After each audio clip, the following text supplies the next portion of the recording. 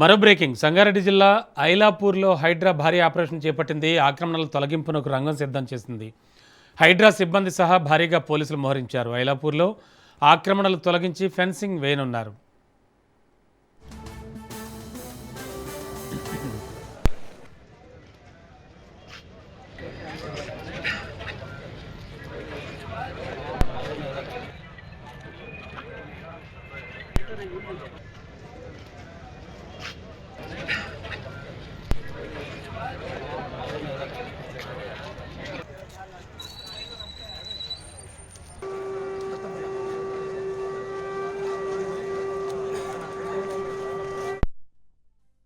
సంగారెడ్డి జిల్లా ఐలాపూర్లో హైడ్రా భారీ ఆపరేషన్ చేపట్టింది. ఆక్రమణల తొలగింపునకు రంగం సిద్ధం చేసింది.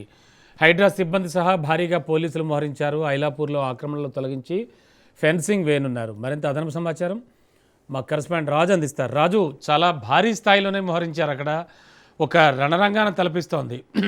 మరోవర్ వాహనాలు కూడా ఆ స్థాయిలోనే మోహరింపజేశారు. అంటే యాక్చువల్లీ ఈ ఆపరేషన్ జనరల్గా హైడ్రా ఈ మధ్యకాలంలో తెల్లవారుజామునే ప్రారంభిస్తోంది. ఇప్పుడు ఏదో లేట్ చేసినట్టుంది. ఏమిటి ప్రస్తుతం పరిస్థితి?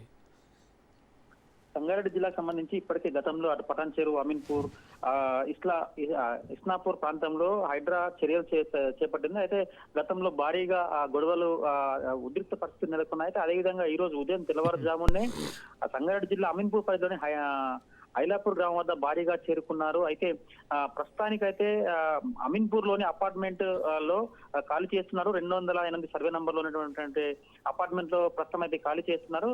హైడ్రా అధికారులంతా కూడా ఐలాపూర్ వద్ద చేరుకున్నారు, భారీగా చేరుకున్నారు. అయితే దీనికి సంబంధించి గతంలో ఏదైతే ఐలాపూర్ కు గ్రామానికి ఎంఆర్పిఎస్ అధ్యక్షుడు మందకృష్ణ మాదిగ హైకోర్టు లాయర్ ముఖ్యంతో వచ్చి అక్కడ ప్రెస్ మీట్ పెట్టారు. ఇక్కడ హైడ్రా అధికారుల నుంచి మమ్మల్ని రక్షించాలని చెప్పి ప్రెస్ మీట్ పెట్టిన సంగతి తెలిసిందే. దానికి సంబంధించి అప్పటికే నోటీసులు అందుకున్నటువంటి స్థానికులు ప్రెస్ మీట్ పెట్టారు.